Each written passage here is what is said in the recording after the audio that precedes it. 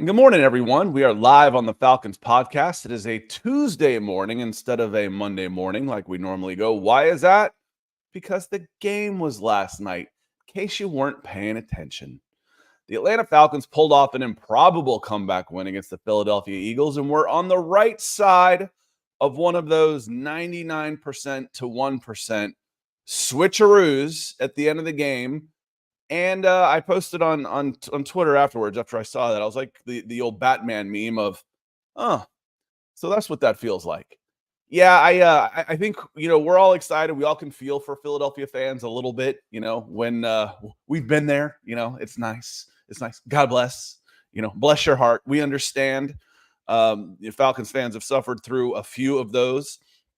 But we're going to get into a bunch of things because I was ready to come in here and discuss all the positive things, the direction of the team with an 18-15 loss, a 21-15 loss.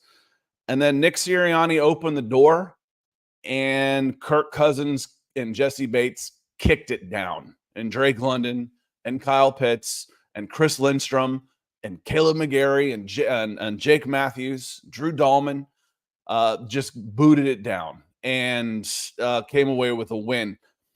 I think 1-1 is about right for where the Falcons are right now because, statistically, you didn't go up to Philly thinking you're going to win the game. You kind of stole one. That's okay. But you should have beat the Steelers last week.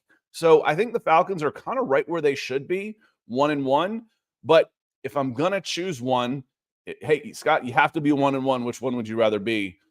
The momentum and the building and the way this game was won and everything, you're going to choose the at the Phillies game. Yeah, it sucks. Week 1 sucked, but to be able to come off of a win like this and to, with the game-winning drive, the defense coming up with a big play, the improbability, running the ball, all of those things, this was a very, very good win for the Atlanta Falcons. So we go live usually Monday and Wednesday, but because of the game last night, we wanted to come in on Tuesday morning so we could react to the game. One of the reasons we go live is because we like having the conversation with y'all. So I want to say hello to some folks that were in here before we even got started.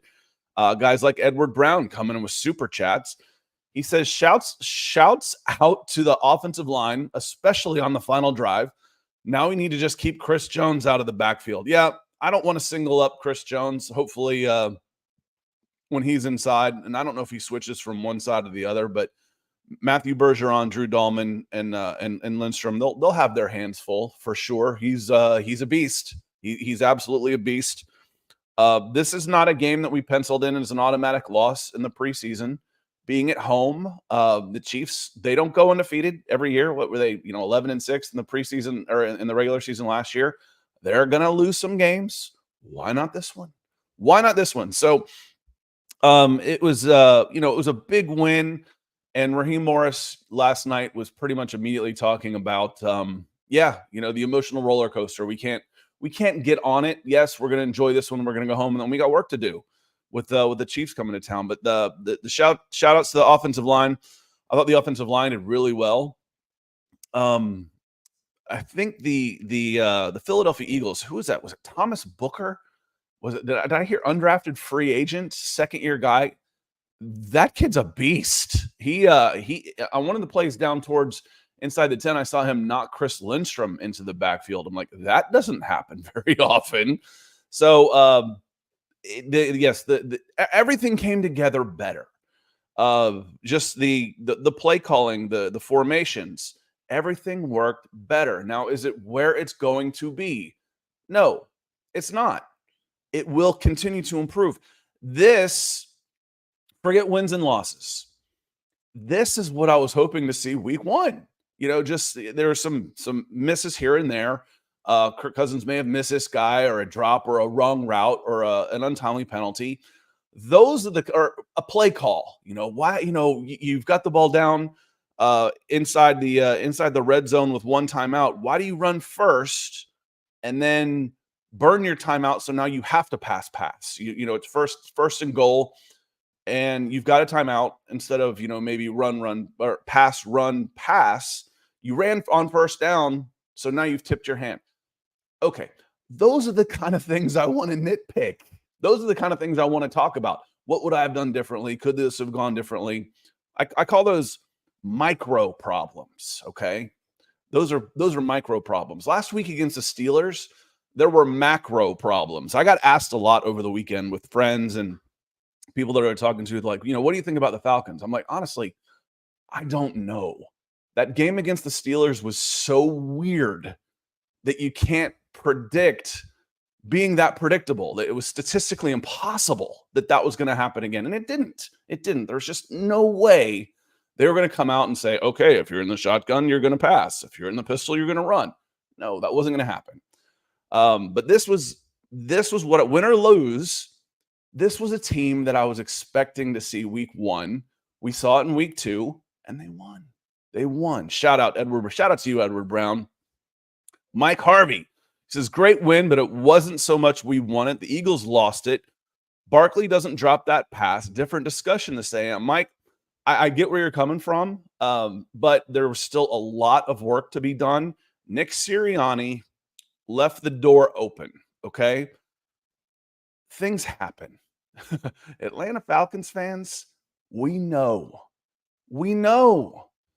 You don't put yourself in position for that to happen. There was absolutely no reason. The way they ran the ball right down the Falcons' throats to get down into the 10.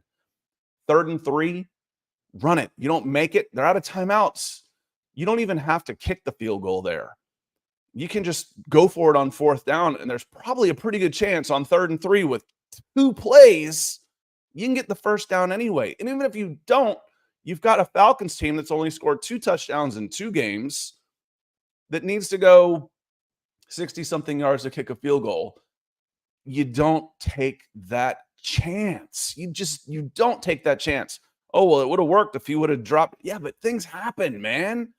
We know things happen. We've seen the improbable happen. We've been on the wrong side of that in Atlanta way too often. It's a different game if A.J. Brown's playing. Probably. A.J. Brown was out. Their best wide receiver, their best offensive weapon, probably, but he wasn't in the game, okay? And the Falcons took advantage of that. They don't always do that. That was not Philadelphia's best game, okay? This is not the best we're going to see of the Atlanta Falcons either. This was week 1, as far as I'm concerned, of the Atlanta Falcons on their way to becoming the Atlanta Falcons that they can be. This is week 1. That Steelers game was a preseason game. That was just weird. This was week 1 for a brand new offense, for a brand new quarterback, for a bunch of new receivers, all of those things. So, yeah, Nick Sirianni left the door open. Kirk Cousins and the Atlanta Falcons kicked it down. Good for them. Brandon Yaller, good to see you. He says, thank you for the super chat, my friend. He says, was it me or was it when Kirk threw his first TD, it seemed to start clicking with him, but the new defensive scheme looks very good. Need to work with the run defense. A lot of the run defense, a good running team like the Philadelphia Eagles. Let's start sooner than that because I'm with you on this, Brandon. I noticed on the second drive, okay, Philadelphia Eagles go 3 and out. On the second drive, the Falcons swap their whole front 4 on just the second drive. Now, we know they're deep, okay? We know they've got some depth in the front. I've been talking about it all summer. But it's still their second team guys, and they put them in on the second drive. The Falcons then, when the Eagles got into the red zone, they swapped them back out and they stopped them. I think that's another one of those Nick Sirianni, what are you thinking? Why are you not kicking a field goal on 4th and 6 in the first half of a game? To me, that says we don't think your offense is worth a damn. We're just going to go for it. It was disrespectful. But the first team, and then if you're going against a good running team, they started having success in the 4th quarter. That happens, okay? You're going to get in better shape, et cetera, et cetera. The run defense overall is good. It's really good. I said going into this game that Saquon Barkley doesn't scare me as much as the improvising, drop back, scrambling quarterback that has killed the Atlanta Falcons since Roger Staubach, since Fran Tarkington. It's just they always seem to, and I did a couple Philadelphia Eagles podcasts last week, and they're like, well, they haven't been doing much, read option with Jalen Hurts. I'm like, that's not what I'm talking about. I'm talking about drop back. He's got too much time, and he scrambles for 15 yards. How many times have we seen that? My God, we've seen it forever and ever. That the Falcons just, for some reason, get killed by that type of player. So I think the standard run defense, like, okay, we're going to line up and try and run it down your throats like the Steelers tried. I think Atlanta is stout there. Saquon Barkley in the running game didn't concern me as much as a scrambling quarterback concerned me. But yeah, there's work to be done everywhere, all over the place. Greg Elrod says, nice win. Appreciate the super chat, Greg. Offense improved and our defense seems solid, but yards after contact is killing us. A couple missed tackles in there. There was one, Jesse Bates, for all the good he did, he missed a few. He missed one on a critical third down stop that would have Jalen Hurts. Jalen Hurts cut inside, and then he falls forward through another few yards. That would have been a nice stop. Been good to put a pretty good pop on him there. And I don't know if these guys are so gun shy to hit quarterbacks anymore that gets in your head, just flashes in your brain before you lower the boom on a guy. But there were some missed tackles in there. Again, it wasn't Philadelphia played a solid game. They didn't play a great game. Okay, here are the Philadelphia excuses, and they're legit. Our coach made a couple bonehead moves. We didn't have A.J. Brown. Okay, those are legit. If we had these, this happens. Yeah, but you didn't. Okay, and you still had a chance to win, and you didn't. On the flip side of that, the Atlanta Falcons, this is not the finished product by any stretch of the imagination. This is step one. Step one's training camp, acquiring the pieces. But this was the first real showing, again, of the Atlanta Falcons showing us who they can be. This isn't the finished product, not by any stretch of the imagination. So to be able to go up to Philly and get a win when nobody expected you to is awesome. That's just gravy. I was ready to come in here and discuss the positives. The negatives, when we start saying, because I said in the summertime when I saw the schedule, this team could start 1-4 and still go 10-7. Okay. Well, after week 1-4 looked probable, looked possible. I don't even know if it looked probable. The negative right now isn't necessarily, okay, you're 1-1. And I think this is actually good for everybody because, we like good football. The damn Saints and the Buccaneers look good. I was kind of hoping for a 3-1 out of those 4 games or something. But here come the Saints and the Buccaneers, go NFC South. So it's hard to just chalk up an automatic 2-2 out of those 2 games. Well, hell, man, if you don't show up against those 2, 1-3 is not out of the question. 0-4 is not out of the question. So we'll see how it goes. It's early. It's week 2, but I don't think we can chalk up an automatic 3-1 or hopefully a 4-0. What are you going to go against the NFC South? It seems like we've 3-3 the last few years. Carolina Panthers, if you don't go 2-0 against them, God help you. We'll see what happens when they change their quarterback. But they still look like a team that wants to pick first. New Orleans looks really good. Tampa Bay looks really good. The NFC South looks much, much harder, and that league's easiest schedule don't look so easy anymore. And that's what happens. Coach, good to see you. He says, morning, fam, win the day. Falcons did win the day. And I don't know if they came home last night. I would imagine they did. That's rough travel. It's like spend the night and come home in the morning.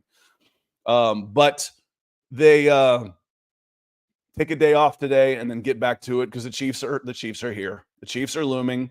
It shouldn't be as partisan a Chiefs crowd as it was the Steelers. There's not as many people from Missouri and Atlanta as there are Pittsburgh. That said, I always say, the Steelers travel really well. I'm like, well, hell, teams don't have to travel to Atlanta. They've got, if they're from the North, they've got people that live here that are from the North. Half of Pennsylvania and Ohio and New York, Michigan has moved to Georgia over the last 40 years. That said, I was at the Steelers-Broncos game on Sunday, and it was packed with Steelers fans. And they traveled because I was in the airport. That was a traveling group. So they do travel well. It's not just, oh, well, they already live here anyway. So win the day. The day is won. Let's get back to work. ATL Connor, he says in the fourth quarter, we had a 0.7 chance to win this game. And that went up to probably, let's see, when they kick the field goal and you get the ball back, I'd say that probably went up to, and I wasn't watching by time, but it probably was like 30% chance. The Falcons down 6 with the ball with a minute 40. You're still not saying, unless you're the Philadelphia Eagles fans who are cynical like us, you're still not saying, okay, oh yeah, we got this. As many fourth quarter comebacks as Matt Ryan had in his career, I don't remember a lot of touchdowns. I remember a lot of field goals. I remember a lot of game-winning field goals. Get the team in position. And we've had good kickers here for a long time. Get Matt Bryant to kick the game winner here. And they went down. And I've said the PTSD for Falcons fans. I'm texting with friends while this game is going on, and I said, and Troy Aikman says it while I'm putting it out there, typing it up. You don't want to score too fast here, and I'm like, that's exactly what is going through my mind as a lifelong Atlanta sports fan. Was, my God, it would be the Falconest thing of all time to go ahead and lose on a game-winning field goal because you scored too quickly. Improbably scored too quickly. So yeah, it was nice to be on the other side of one of those for a change. It's been a while, hasn't it, ATL Connor? So thank y'all for coming in with the super chats. Want to say hello to some other folks that have come in here. I know the chat's been busy. We're over 200 watching right now. Atlanta sports fan was the first person in right at 8:00 this morning. He says, great win, great game-winning drive. Something still looks off with Kirk and the passing play designs. Not enough catches in stride to get the yards after the catch. Might be missing a proper number 2 outside receiver. It feels like Darnell Mooney looks really good in the slot. Ray McLeod showing up in a Philadelphia Eagles jersey off the plane. No, I don't care if it's Randall Cunningham. Randall Cunningham's a legend. We love him. You don't do that, and then you don't, get a 15-yard penalty after a first down. Ray, you owe us.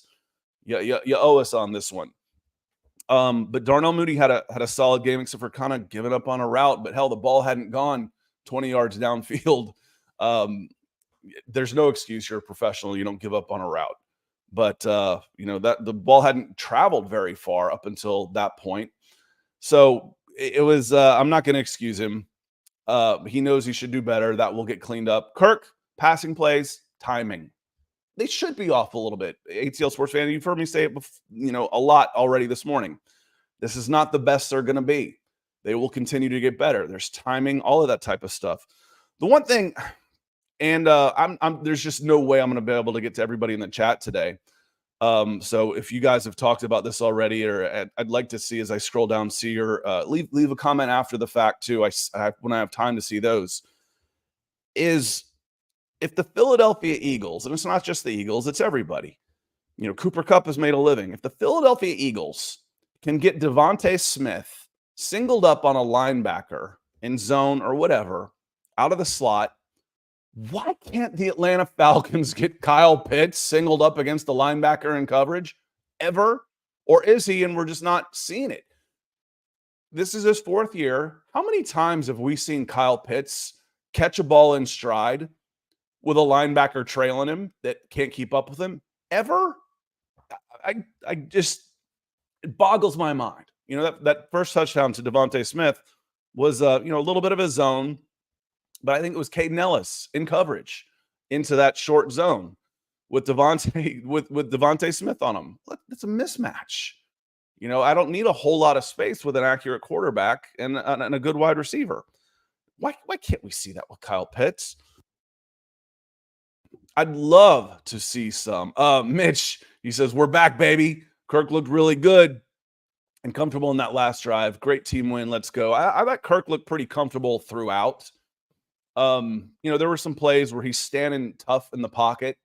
I've watched, I watched Russell Wilson a lot last year. We watched Desmond Ridder. We watched Marcus Mariota. And to watch Kirk Cousins trust his coverage, stand in the pocket, and scan. I haven't seen that out of a quarterback in too long. Russell Wilson had a lot of success last year, but he's a first read, spin and run guy, and then look around, try and spin out of trouble. Desmond Ridder and Marcus Mariota. Those guys weren't pocket passers. See a guy standing there and trust his pocket and zone back and forth, go through 3, 4, 5 reads. It's nice. It's absolutely, it's very nice. Good to see you. Let me see. Trevor Simpson, he says Kirk has been top 10 in primetime since 2018. The Kirk joke sucks in primetime is fake news narrative. He had his fourth game-winning. He's had his fourth quarter game-winning driver come back 30 times in his career, including playoff games. We saw Matt Ryan get some of this towards the end of his career, when he was really highly paid, and the Falcons weren't very good. He gets a lot of hate for it. There's just a lot of envy in there, and I get it with coaches. I've gone through this all weekend. I'm sitting there watching all 22, I did it last week with the Falcons. I'm like, how can you game plan all year and go out there and do something this predictable? I'm watching Sean Payton and the Denver Broncos trying to take on the Steelers in a phone booth. I'm like, you've got everybody lined up between the hashes, and you're going to take on the front 7 with the Steelers like this? Are you out of your mind? I'm like, you're getting paid $18 million to try and do this. This is moronic. Kirk Cousins has gotten some of that hate. If he's been on, it's a team game, and he hasn't always been on great teams, but he's made a lot of money. Which brings out a bunch of haters. Matt Ryan was a good quarterback on some bad teams, but he was getting the hate because he had a huge cap hit. There's some envy in there. There is, Trev. Good to see you, John Harrell. He's in as well. Says, good morning, everyone. Yes, sir. Kirk like a different person, and the O-line was much better. Yeah, I don't expect to see many narratives of he looks like he's hurt. He didn't. He may have looked a little rusty. That's good. We like that. That's okay. But open receivers hitting open receivers, boy, that's a good concept, isn't it? Was every pass perfect? No, it wasn't. He'll admit that. He knows that. But like I said, I'll say it again. I've said it at least twice. This is not the Atlanta Falcons that we should be seeing in Week 16. This is the first iteration, and they will improve. Philadelphia can talk all they want about missed opportunities. We didn't have A.J. Brown, blah, blah, blah. They're right. I want to remind them that the Atlanta Falcons and the NFL, this is not the best version of the Atlanta Falcons. This is version 1.1, and it will continue to improve. There will be growing pains. Do I expect them to go undefeated? No, I don't. But they should get better as things go on. As Kirk gets a chemistry, as Kirk feels better, the timing, all of it should improve. Mike Harvey says Kirk was more under center, more play action. I think they said, hey, what are you more comfortable doing? More of a Cousins game. Yeah, the week 1 was weird. Like I said, they completely disregarded the preseason. And then they treated week 1 like it was a preseason. Like, hey, let's just see if we can get everybody. We want to work up a little lather and see if we can keep everybody healthy. That's what week 1 looked like. It looked like a preseason game. It was really strange. I want to bring up my Facebook groups here real quick. I want to make sure I'm saying hey to everybody, so y'all don't get lost in there. Let me bring these up on a separate screen real quick. I see Troy in here. Troy's coming in a little bit. Io AR Mila, how you doing? Harry Marshall's over here. Michael Ranquillo, the Sunrise, is in here with us with Facebook stars. Brian Friedman, good to see you. Anthony Evans, Joe, lots of people here. I'm not sure what Zach's saying about way too early to be talking. I don't know. I'm kind of going in reverse here. Talking what? I mean, it's a talk show. We are talking. The Falcons fans, are we going to talk trash? Do Falcons fans really talk trash? I mean, some. I don't have a whole lot of reason to talk trash recently, that's for sure. And I always joke, it's kind of hard to talk trash to a Falcons fan because there's nothing you can say that's going to hurt us any more than our own team. We're in an abusive relationship here in Atlanta. We know it. But yeah, first play is run your center. Third play, so it was run, first down, Bijan, first down. Play 3, play action. And it was there. They missed it. I don't remember exactly what happened. Third play of the game was play action. So yeah, it looked like we expected. It did. I'm not sure I expected to have, because this is a good run defense. It's not the best, it's not as good a run defense as the Steelers. We'll probably see some better over the course of 17 games, but it's a good run defense. The Falcons are good enough to run at will. And I actually put it in writing in one of the articles that was on Falcons SI. Tyler Allgeier is kind of a barometer for this team. And I say that because he didn't get enough touches in week 1 because there weren't enough plays. Like, do you want to take away touches from Zac Robinson to give to Tyler Allgeier? Not necessarily, but Bijan only had 23 touches. Forget about the percentage. He had like almost half of them. 46%, because there were only 50 plays. Let's run more than 50 plays and Tyler Allgeier will get his touches. If you're running more plays, you're getting more first downs, you're having more success, and Tyler Allgeier will get his touches and he's good. If Tyler Allgeier is getting touches, the Falcons offense is probably pretty good that day. And Tyler Allgeier is a good running back. And if that's your number 2 coming in, he's gonna punish you a little bit. So it was good to see him out there. I know he got a little bit of a banged up. I don't know if it was his head or whatnot, but he got a little banged up. So hopefully he is okay. Nando, good to see you. He says my MVP is the offensive line.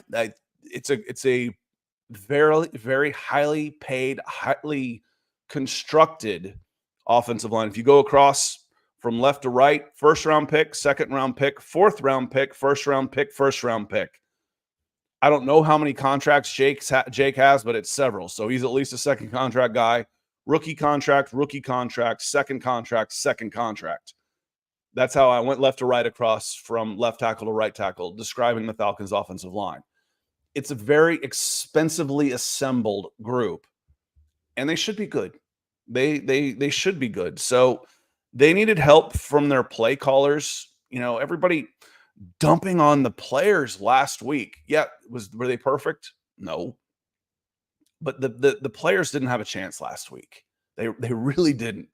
And I'll stop talking about the Pittsburgh Steelers unless somebody asks me directly about the Pittsburgh Steelers game. The Philadelphia Eagles game is what we expect to see. Some rust, some play action, some big plays. Still want to see Kyle Pitts. I don't know how to say more involved. Because is this, at what point is it on him? At what part is it on him and not scheme? So Terry Clark, good to see you. Appreciate you being here. Chris F., he's here as well. Arthur Blank excited right after the INT. I think most people were, because tell me, y'all, I'm not the only one watching this game thinking, oh, God, they've got too much time on the clock. They're going to go right down and kick the freaking field goal. All right, well, you're going to throw it off a back foot over the middle with Justin Simmons and Jesse Bates back there. Okay. I like that. Shout out Matt Judon, had a pretty good game. I'm still a little concerned about the Falcons pass rush with 4. Wasn't great. It's still not great. That said, the Eagles weren't exactly getting much pressure with 4 either. The Steelers can do it. I don't know how many at the top. You're not going to see any more TJ Watts out there. We'll see a few pretty good guys, but I think we got the Cowboys coming up on the roster on the schedule at some point with Micah Parsons. But Matt Judon had a good game. Grady Jarrett was good up the middle. Grady Jarrett and David Onyemata are really, really good. Matt Judon had a really good game too. Chris Tyler, good to see you. He says, good morning, Scott. I think seeing the offense in the 2-minute drill where they weren't thinking and just balling is promising. Yeah, it's nice to go back there. Now we know. And that's kind of it. Now we know. When they lined up for the first time in the 2-minute drill, wasn't sure. Are you going to be able to protect him? Is he going to be able to find the guys? Does he have the zip to get it there? Now we know. Yes, and yes. We've got that in the golf bag, so to speak. We got that in the locker. We know that they can do this. Just huge confidence building game for sure. Anthony Evans, Thank you for that drop pass. Certainly opened the door. That's for sure. Jordan Brown, good to see you, Jordan. He says complete 360. Only thing that really stood out to me bad as very questionable was a 4th and 1, and you get BR stood up in the gap by Gardner Johnson. Tyler should have been in and changed that man's fate. And the last time I remember seeing Tyler Allgeier, as I'm watching this game, and I wasn't like charting it in the second half as much, he was banged up a little bit. I don't remember if he came back in after that or not. Typically, though, the play was blocked well. The front four was handled well. You like your chances on 4th and 1 with Bijan Robinson in a one-on-one situation. I don't think Bijan saw him because he got hit when he was upright. I don't think he saw him on that one. One of the things I'd like to see, how many times do we see penalties on kickoff and punt returns? A lot, right? A lot. I'd like to have seen the Falcons try to make Philly return the ball. What was there, 30-something seconds left when they gave him the ball? Instead of giving the ball on the 30 with no clock running, kick it to the goal line and make them return it. Burn off 4 or 5 seconds.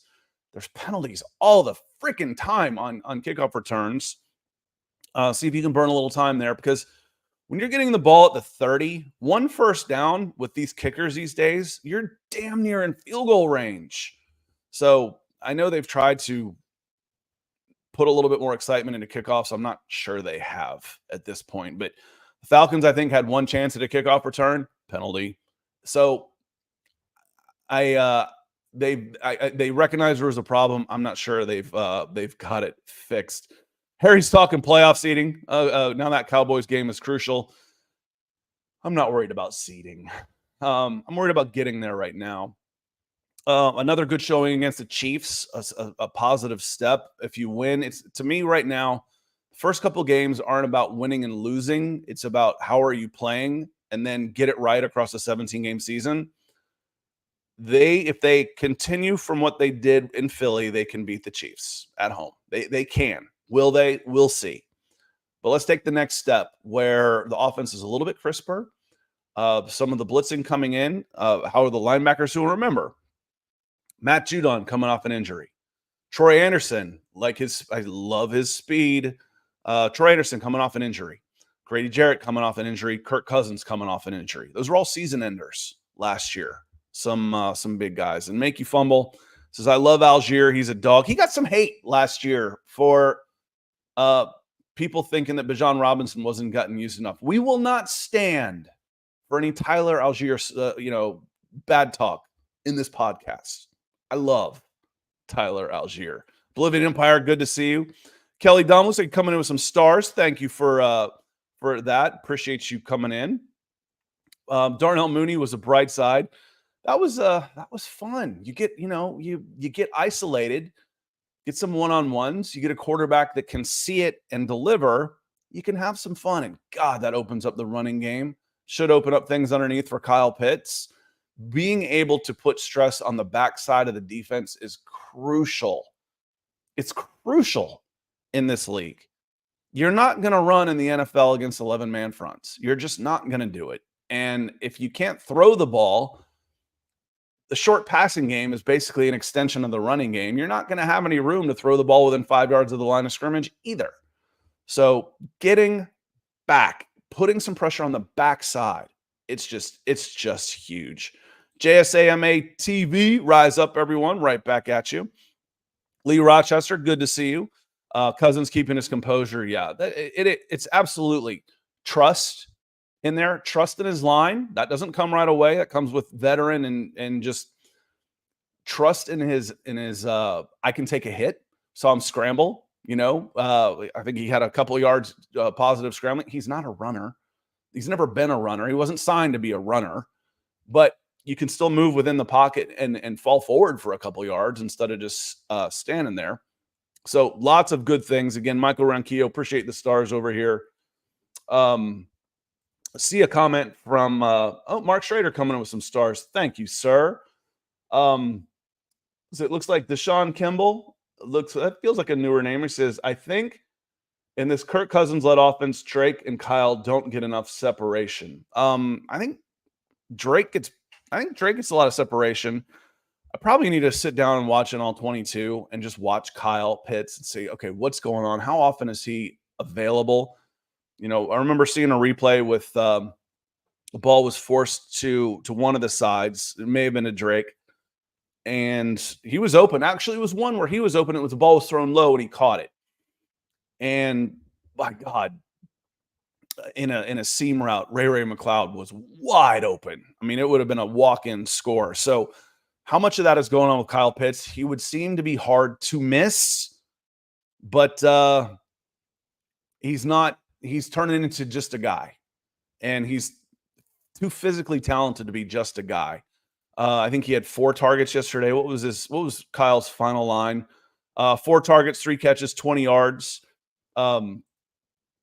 That's okay. I mean, it's okay. That's all I can say about it, really. It's okay. That's not what you want from Kyle Pitts for sure. Steve Kennedy, I know that guy. Hey, Dad, good to see you. Glad you're doing well. Jamal, good to see you. Yo. Mr. Smith says when they get on the same page, when Mooney and Kirk get on the same page, it's going to be scary.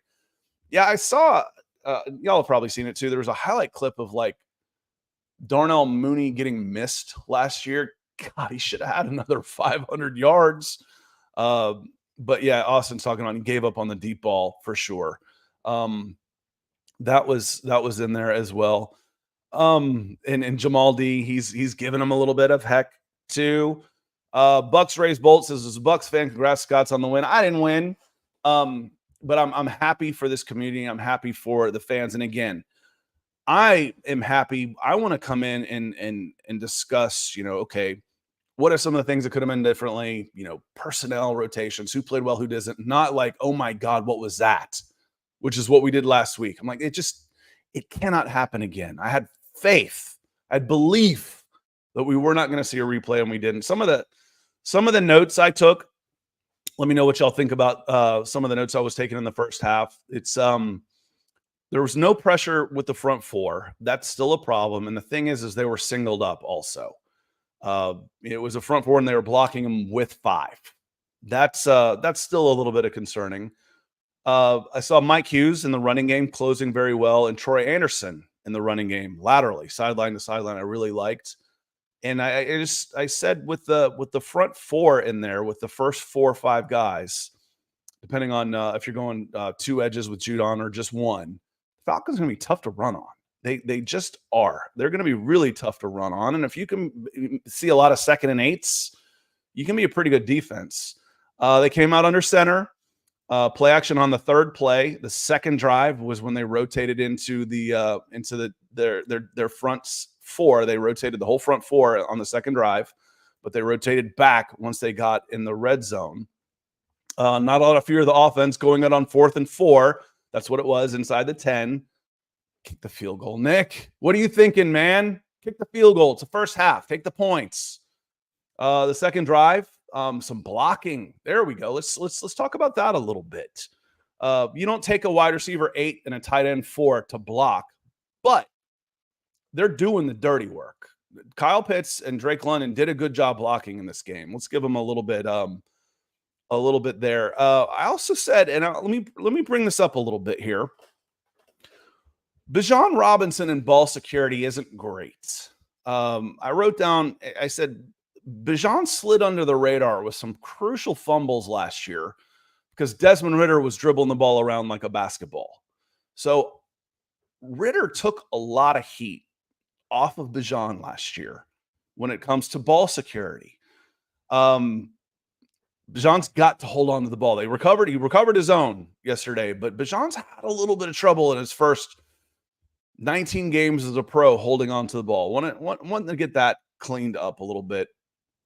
Already talked about Devontae Smith getting isolated on Caden Ellis in the slot. That can't happen. And then I typed when Ray got his personal foul, I said, too bad he wasn't wearing the Eagles jersey that he wore. Maybe he could have called on the other team. For sure. And as Jose right here on cue says, Falcons need more self-control with the BS celebration, etc. penalties. Yeah, there's The one on Ray was pretty poor. You're not allowed to do anything gun related in a celebration. You should know that, Drake. That's an automatic. That one's an automatic. You're allowed to do some stuff, that's for sure. JB1521 says all those fake Falcons fans. I don't know. I don't think being, down on a team that has not made the playoffs since 2018 makes you a fake fan. I don't tell people how to fan. I just ask that people don't tell other people how to fan, for sure. If you're a little cynical with this team, you've earned it. It's not easy being an Atlanta Falcons fan. That's for sure. It is not easy. And as Brian says, the whole vibe feels different. Yes, it does. Let me get to you. I want to scroll down towards the bottom. I'm going to skip some folks. JSA says no Nate Landman. Troy needs to step up in the run. I'll be interested to check the PFF grades on this one and see what they did. I noticed Troy on some flash plays because he's so damn fast. Seeing him go sideline to sideline, and it was Jalen Hurts still got his. That's I won't even say it's like design runs, but are you in man on those or in zone? Patrick Mahomes isn't going to want to run nearly as much. Baker Mayfield can hurt you that way. He'll freelance a little bit, but the scrambling, I won't even say running quarterbacks, because Justin Fields didn't kill you running. It's the scrambling quarterbacks have always just killed the Falcons. Breon Green, good to see you. Says offensive line, including McGarry, performed well. They looked awesome. Yes, they did. Rhino Jones, good to see you. It really was week one for us. It's a fresh start. It's a long season, and we knew things had to change, and they did. But what's kind of strange, though, Rhino, they changed into what we thought they were going to be. Week one was the weird one. This is what we expected to see. Was the offense crisp? No. Could they lean on the running game when they needed to? Yeah, for the most part, they could. They've been able to run the ball. They were able to run the ball against the Steelers. Penalties got them in trouble. Turnovers got them in trouble. They're not going to find a much harder running defense than the Pittsburgh Steelers. They're able to run the ball on the Philadelphia Eagles in Philadelphia. Lean on that and then let everything else kind of come together on this one. Mr. Smith, when we talk about, this is a good point. He says, I noticed they sat Judon for the first 5 minutes of the fourth quarter and let him eat at the end. I love it. Depth, baby. Depth. It's a wonderful thing. And when you're eating $90 million in dead cap, you don't have any. Would like to have seen Braylon Trice in here as some of the depth, as a depth piece here as well. But the Falcons front four goes 8 deep. It really does. Arnold Ebiketie, saw him come in a lot, do some good things. I have not committed this guy, and this is the second time I've wanted to call his name out. So let me just double check his name before I butcher it. But JSW, I have not committed his name to memory, but I should because he's good. James Smith Williams. He does some good things for this team. He is a key piece. He was kind of penciled in as a starter before Matt Judon came in. And now that he's the backup, the depth for this team is really, really good up front. He does some really good things in the run game. James Smith Williams, I see him out there. Who's at 50? Oh, yeah, that's James Smith Williams. He is a monster in the run game, sealing the edge. Very, very pleased with that acquisition. I'm way. Oh, here we go. Felix, thank you.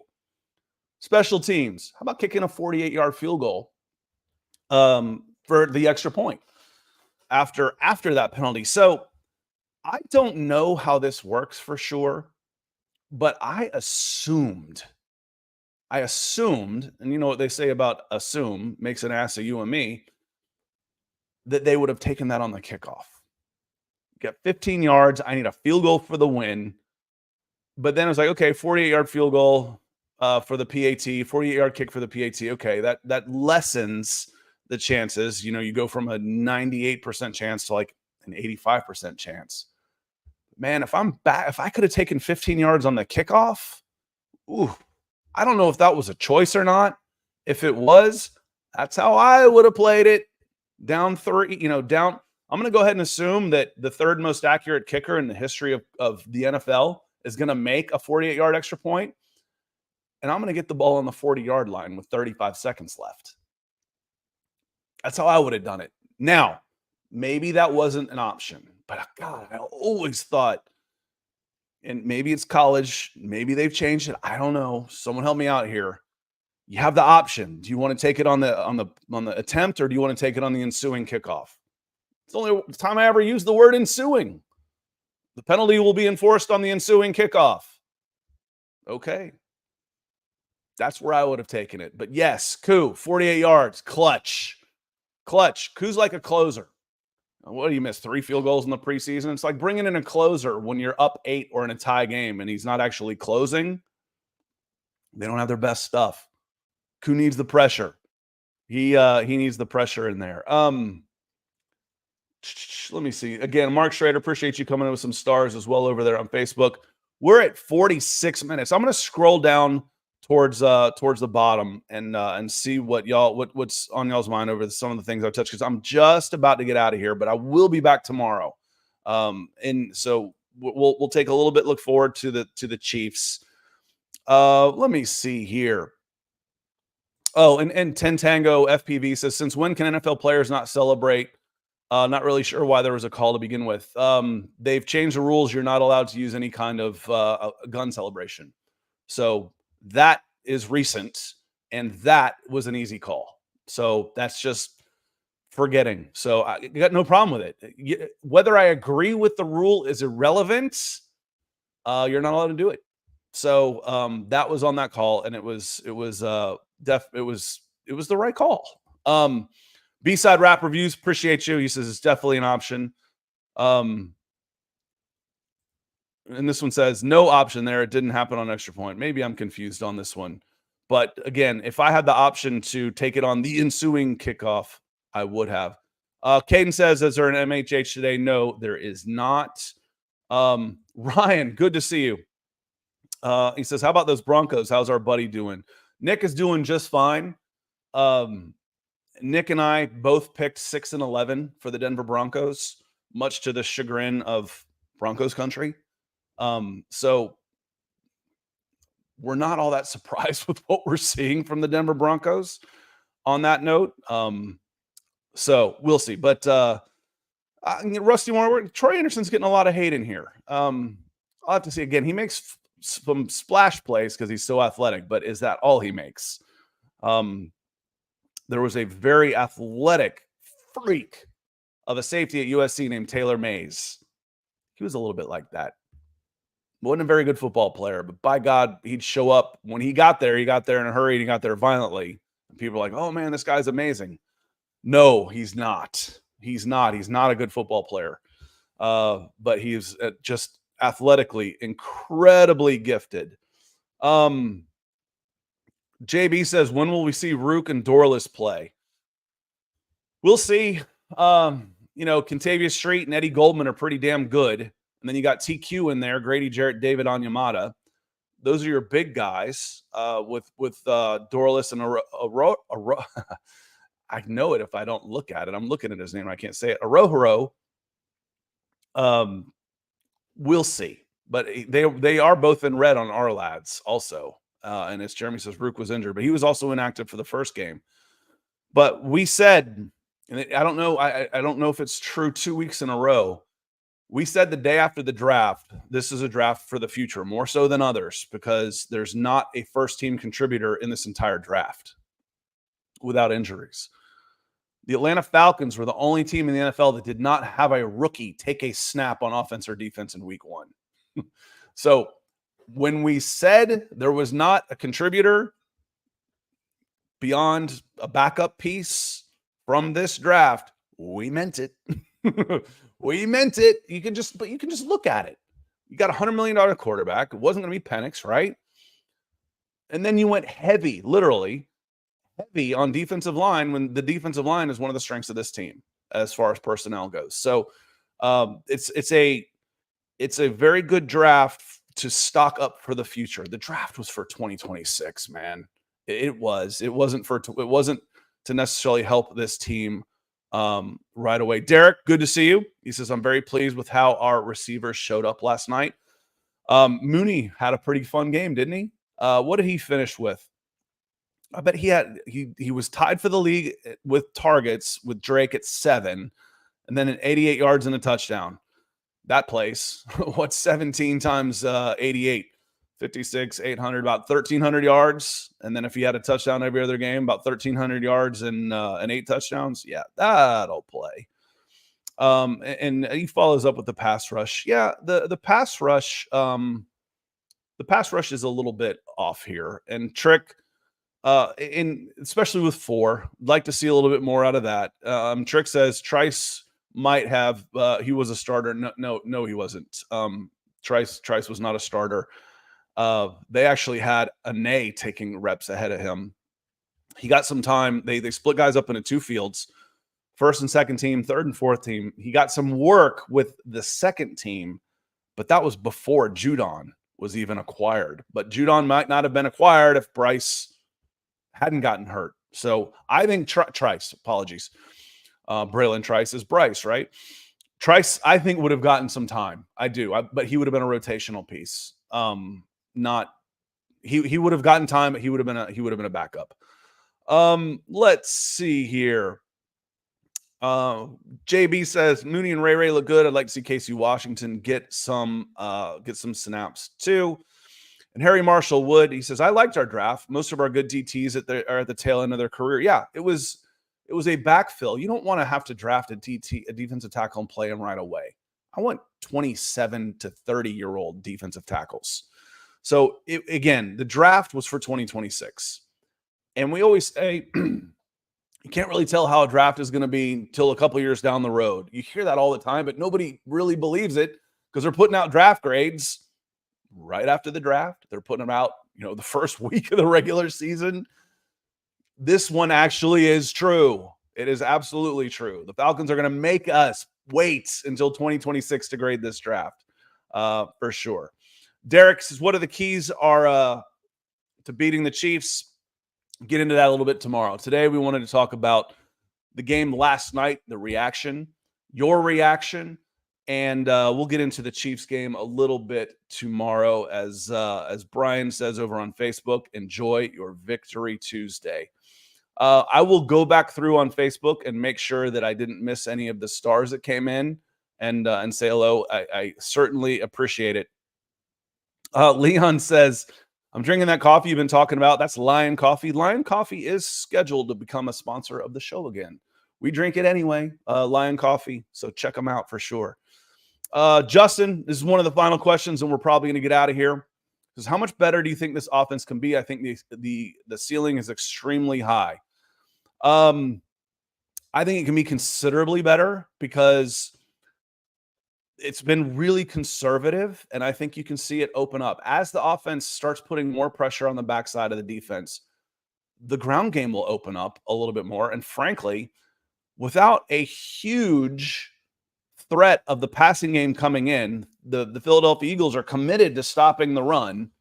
The Falcons still went for $150 rushing. What did they give up against the Eagles in rushing? And that's without a running quarterback. So last week, the Packers put up 29 points on them.